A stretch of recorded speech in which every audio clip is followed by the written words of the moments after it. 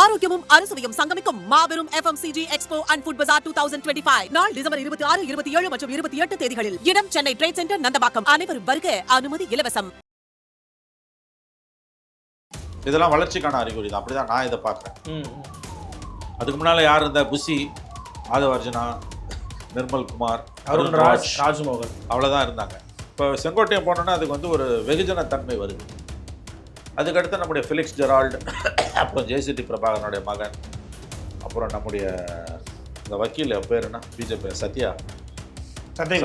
சத்யகுமார். அவர் பாவம் பிஜேபியில் இருந்தார், அங்கே ஒன்றும் வளர முடியல அவரால். பிஜேபியில் யாருமே வளர முடியாது, இன்க்ளூடிங் அண்ணாமலை. ஸோ சத்யகுமார் போய் சேர்ந்தார் அங்கே வந்து. நீங்கள் வெளிப்படையாக அந்த கட்சியில் சேர்ந்துடலாம், அது உங்கள் உரிமை. எந்த கட்சியிலையும் அதுக்கு ஒரு நேர்மை வேணும், அந்த நேர்மை வேணும். தடை செய்யப்படாத ஒரு இயக்கத்தில் ஒருவர் சேருவதற்கு எல்லா உரிமையும் அவருக்கு உண்டு. அது பிஜேபியாக இருக்கலாம், திமுகவாக இருக்கலாம், தாவேக்காவாக இருக்கலாம். ஆனால் நீங்கள் வந்து அந்த கட்சிக்காக தேர்தல் பிரச்சாரத்தை பண்ணுறீங்க. கட்சி மேடையில் கூட சில நேரங்களில் பேசலாங்க. நீங்கள் தேர்தல் பிரச்சாரம் பண்ணுறீங்க, ஒரு கட்சியோட நலன்களுக்காக. ஒரு கட்சி மேடையில் கூட நீங்கள் பேசிடலாங்க. இப்போ நான் கூட திமுக மேடையில் பேசுகிறேன், கலைஞரோட பிறந்தநாள் விழாக்களில் பேசியிருக்கேன், கலைஞரோட நினைவேந்தலில் பேசியிருக்கேன், ஸ்டாலினுடைய பிறந்த நாட்கள் விழாக்களில் நான் பேசியிருக்கேன். அது வேற. ஒரு அரசியல் கட்சியில் போய் சேர்றாருன்னா அதோட முகம் மாறுது. அது விஜயோட பிரச்சனையை விஜயால் தாங்க முடியாத அளவுக்கு அவருக்கு மக்கள் செல்வாக்கு இருக்கு. விஜயுடைய பிரச்சனையை விஜயால் தாங்க முடியாத அளவுக்கு அவருக்கு மக்கள் செல்வாக்கு இருக்கு. அதை எப்படி அவர் நெறிப்படுத்த போகிறார், எப்படி அதை பாசிட்டிவாக கொண்டு போக போகிறார், எப்படி அதை தேர்தல் வெற்றிக்கு பயன்படுத்தி கொள்ள போகிறார், எப்படி ஒரு அரசியல் கட்சியாக தாவேகா திறம்பட செயல்பட அவர் அதனை உபயோகப்படுத்திக் கொள்ளப் போகிறார் என்பதுதான் அவருடைய மிகப்பெரிய சவால். இது இந்த சக்தி வந்து முதல்ல நல்லதா கெட்டதானா அதுலேயே ரெண்டு வியூ இருக்கலாம். ஏன்னா ஏன் வந்து விஜய்க்கு இவ்வளவு செல்வாக்கு கூடுதுன்னா, எக்ஸிஸ்டிங் பொலிட்டிக்கல் பார்ட்டிஸ் மேலே மக்கள் நம்பிக்கை இழந்துட்டாங்க. வெறுப்பு இருக்கு. திமுக மேலே வெறுப்பு, அண்ணா திமுக மேலே வெறுப்பு, காங்கிரஸ் மேலே வெறுப்பு, பிஜேபி மேலே வெறுப்பு, விசிகா மேலே வெறுப்பு, கம்யூனிஸ்டுகள் மேலே வெறுப்பு. ஏன்னா சமூகத்தின் குரல் மீடியா தான், 1000 விமர்சனம் தான். சன் டிவி உட்காந்து ப்ரெஸ் மீட்டை கெடுத்து விட்ருவான், நமக்கு பிடிக்காத நாள் டிவி சேனல்ஸ், யூடியூப் சேனல்ஸ் வந்து கெடுத்துருவாங்கன்ற காரணத்தால நீங்கள் பார்க்காம இருக்கீங்களான்னு எனக்கு தெரியாது. எது வேணா காரணமாக இருக்கலாம். இப்படி தான் ஜெயலலிதா வளர்ந்தாங்க. உலகம் சுருங்கிருச்சு சார், கையளவுக்கு உலகம் வந்துருச்சு. இல்லை தகவலுக்கே போதும் சார். இல்லை சார், தகவலுக்காக மட்டும் நீங்கள் மீடியாவை பார்க்கணும்னு சொல்லுங்கள் சார். சுற்றி இருக்கவன் எல்லாம் போய் சொல்லுவான் சார். பல நேரங்களில் எல்லா தலைவர்களுக்கும் இருக்கக்கூடிய விஷயம், சுற்றி இருக்க அத்தனை பேரும் போய் தான் சொல்லுவான். நான் சொல்கிறேங்க, அவருக்கு பிடிக்காத தகவலை அவர் காதுக்கு எவ்வளோ பேர் கொண்டு போகிற தைரியம் இருக்கும். ஆனால் நாளைக்கு கிட்ட போக முடியாதுன்ற பயம் இருக்கும். இன்னொன்று, இது ஒரு ஜனநாயக பண்பு இல்லை. த்ரூ மீடியா தான் நீங்கள் பேச முடியும். சரி, நாளைக்கு நீங்கள் விருப்பப்பட்ட ஒரு 10 பேரை செலக்ட் பண்ணி நீங்கள் பேசலாம், அது உங்கள் உரிமை. அதெல்லாம் நீங்கள் செய்வீங்க, அது எனக்கு தெரியும். ஆனால் nothing can replace and interaction with media.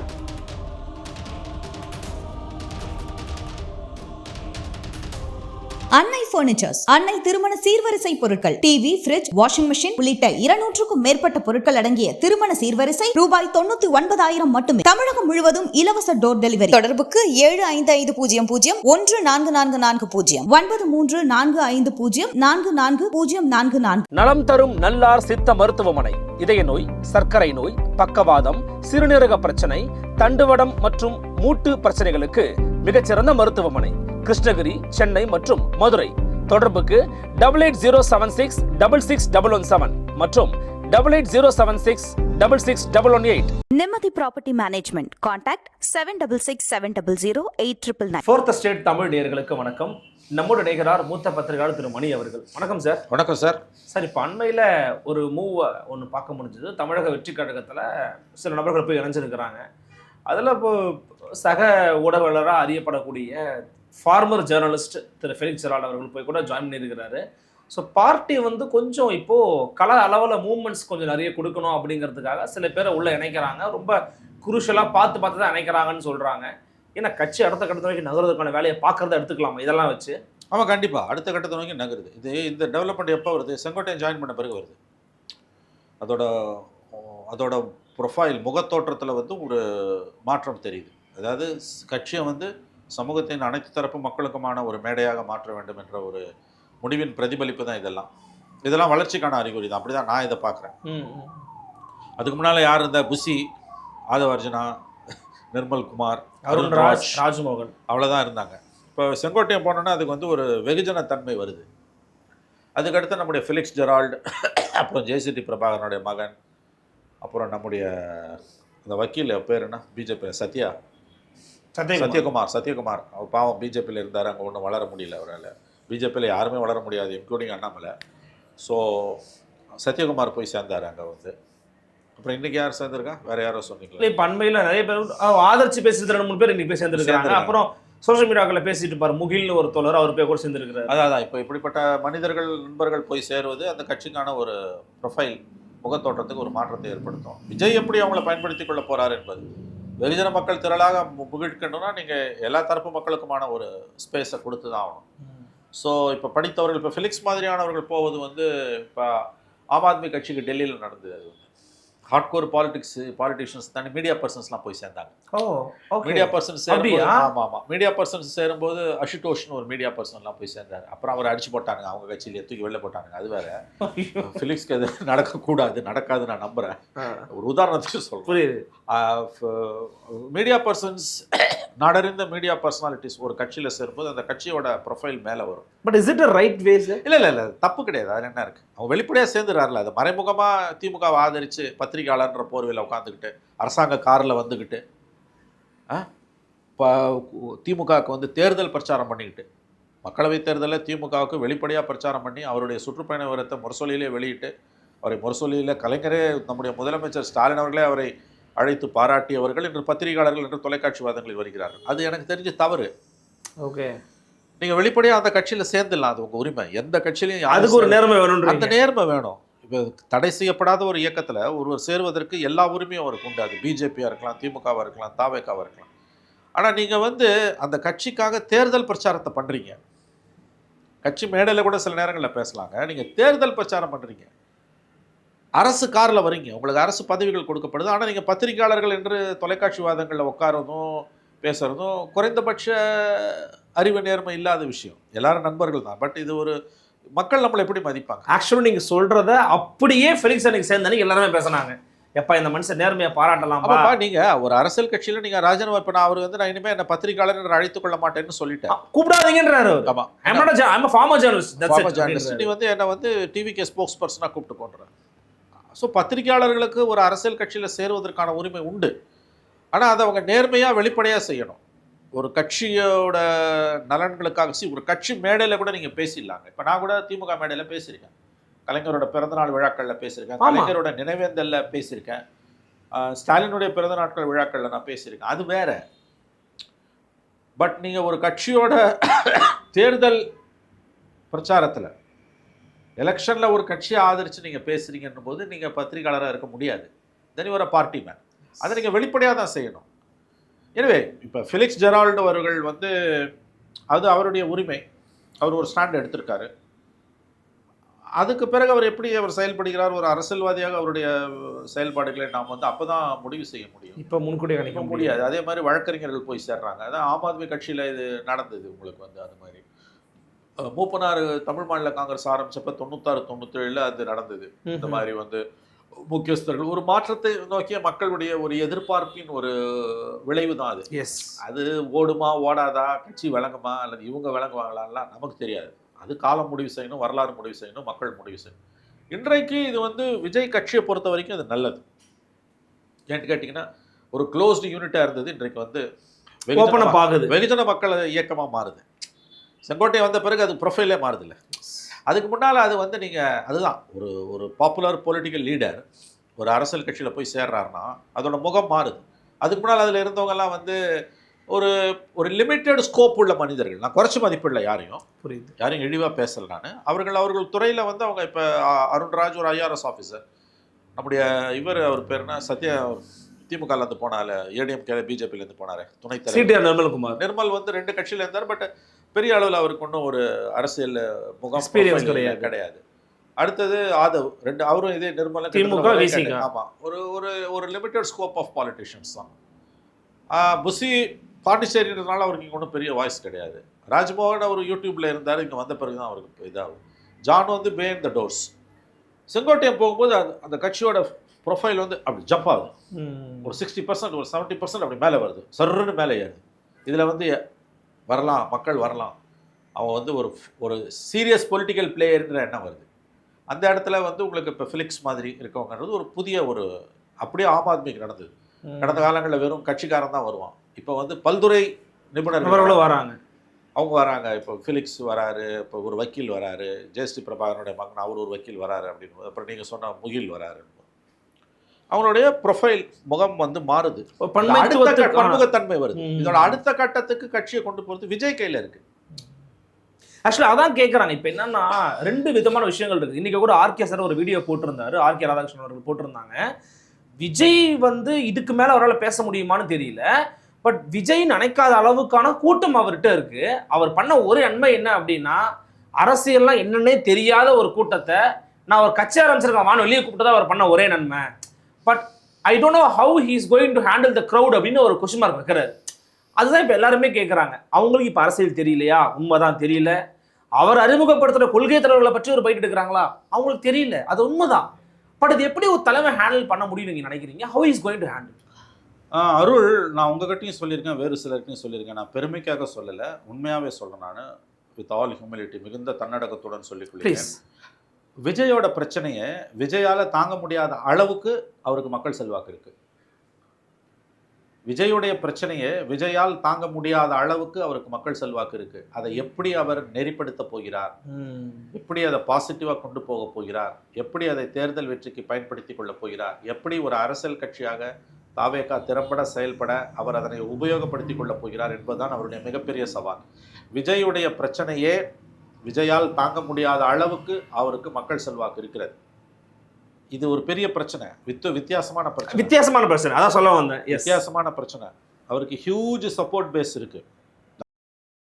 Support பேஸை எந்த தலைவருக்கும் பார்த்ததில்லை. ஒரு நடிகனுக்கு எம்ஜிஆர் ஜெயலலிதா விட்டுருங்க, அவங்க அரசியல் தலைவர்கள். கலைஞர் விட்டுருங்க, அவர் அரசியல் தலைவர். நான் பார்த்தது சிவாஜி கணேசன், நான் பார்த்தது விஜயகாந்த், நான் பார்த்தது கமலஹாசன். 3 நடிகர்களை சொல்கிறோம். யாருக்குமே இவ்வளவு ஒரு செல்வாக்கை நான் பார்த்ததில்லை. 10 பேரை கேட்டால் 7 பேர் விஜய்க்கு ஓட்டு போடுவான்.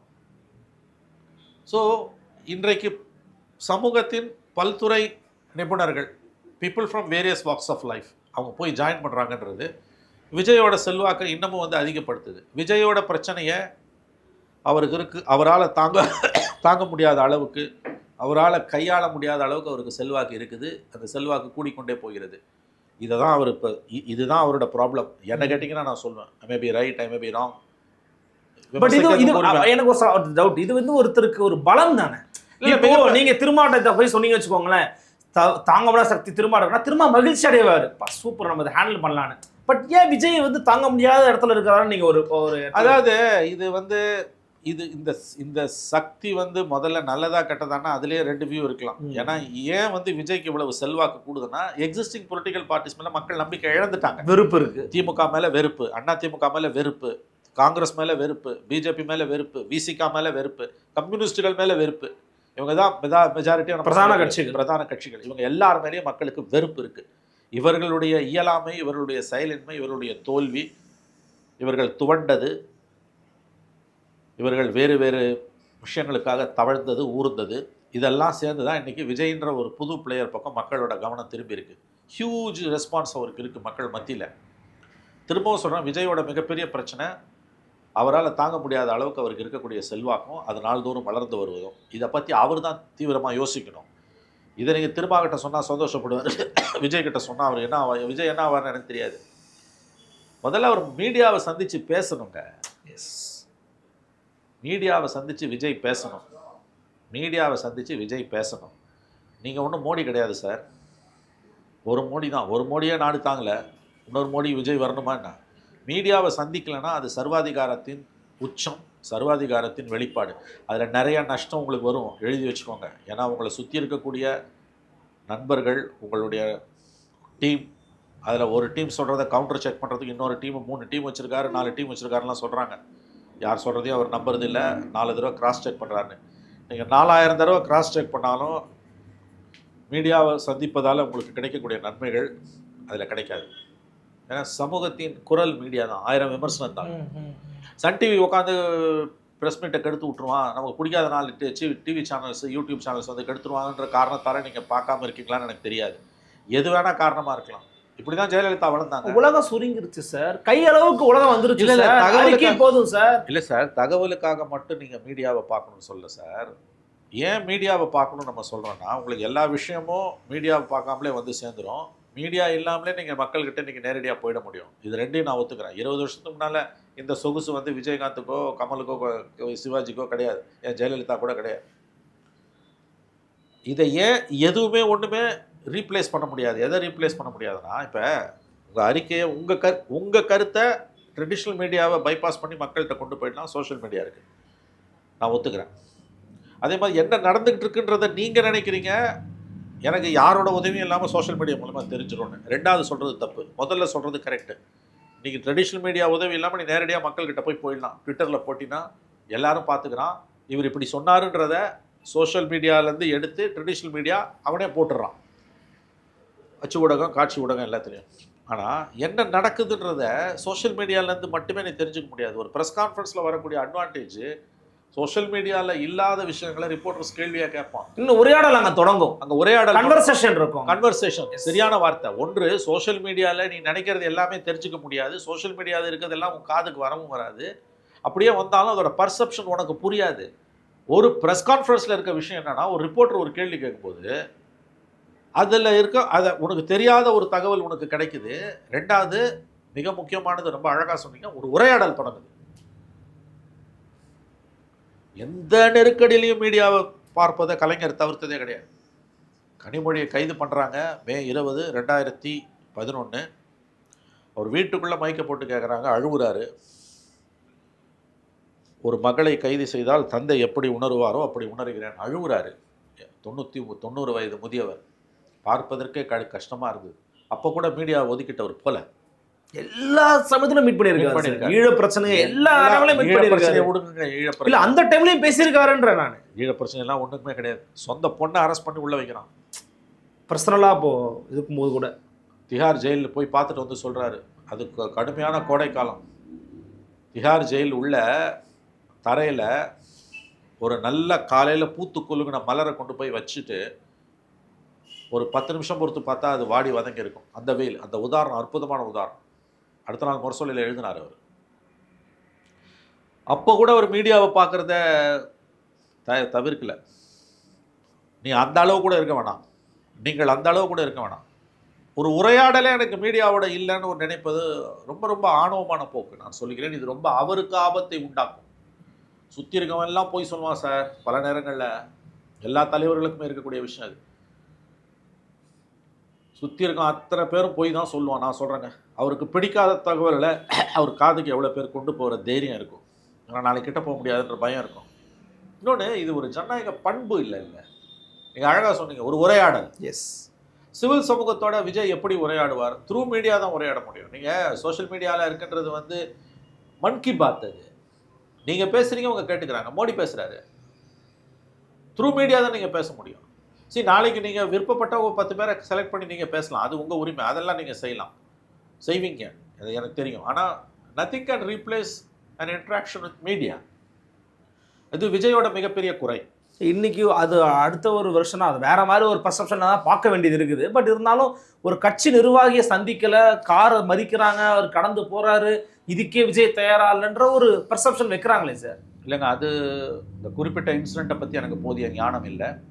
பட் இந்த மாதிரியான செய்திகள் வந்து அவருக்கு ஒரு அவப்பெயரை தான் உண்டாக்கும். எனவே தற்கொலை முயற்சியெல்லாம் சொல்கிறாங்க, அதெல்லாம் வந்து நம்ம அனுமதிக்க முடியாது, அதெல்லாம் அபத்தமானது, அதை ஊக்குவிக்கவும் முடியாது. ஒரு கட்சியில் பதவி இல்லைன்னு தற்கொலை பண்ணிக்கிறாங்கன்னா அதெல்லாம் அபத்தமானது. அந்த மாதிரி செய்திகளை வெளியிடுறதுலேயே மீடியா எச்சரிக்கையாக இருக்கும். அது ரொம்ப தவறான போக்கு, அதை ஊக்குவிக்கக்கூடாது. மோசமான முன்னுதாரணம். தற்கொலைகளின் தலைநகரமாக தமிழ்நாடு, சென்னை இருக்குது. அதில் இப்படிப்பட்ட செய்திகளை வெளியிடுறதுலேயே நமக்கு கூடுதல் எச்சரிக்கை, கவனம் தேவை. அந்த டிஸ்க்ளைமர் போட்டு தான் போடணும், தற்கொலை எண்ணம் உள்ளவர்கள் வந்து இவர்களை அணுகவும்னு. அது கூட இல்லாமல் தான் எல்லாரும் போட்டு கிடக்கிறான்.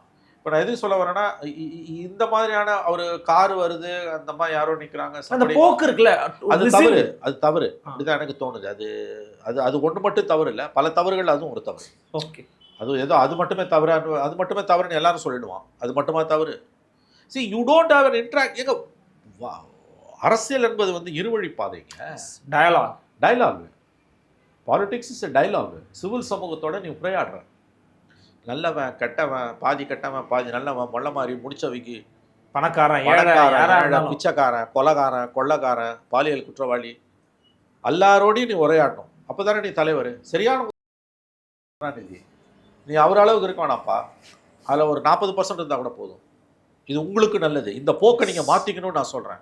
இல்லைன்னா அரசியலை நீங்கள் நிலைக்க முடியாதுன்றது மட்டும் இல்லைங்க, உங்களுக்கு பெரிய சிக்கல்கள் வரும். நீங்கள் அரசியலை நிலைக்க முடியாதுன்னு சாபம் விடுறியாங்குவாங்க. இல்லை நான் எதுக்கு சாபம் விட்டோம்?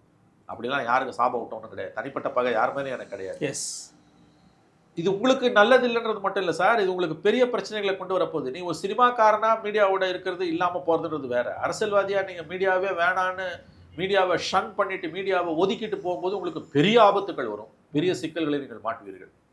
அது குறித்து அவர் கவலைப்படவில்லை, அவரை சுற்றி இருப்பவர்களும் கவலைப்படுவதாக தெரியவில்லை. நல்லது கெட்டது இதற்கான பலன்களை அவர்களே அனுபவிப்பார்கள். பொறுத்து வந்து பார்க்கலாம். அவர் குறித்தான மதிப்பீடுகளை வழங்கமைக்கு மிக்க நன்றி. நன்றி அருள். நன்றி. மீண்டும் சந்திக்கலாம். வணக்கம்.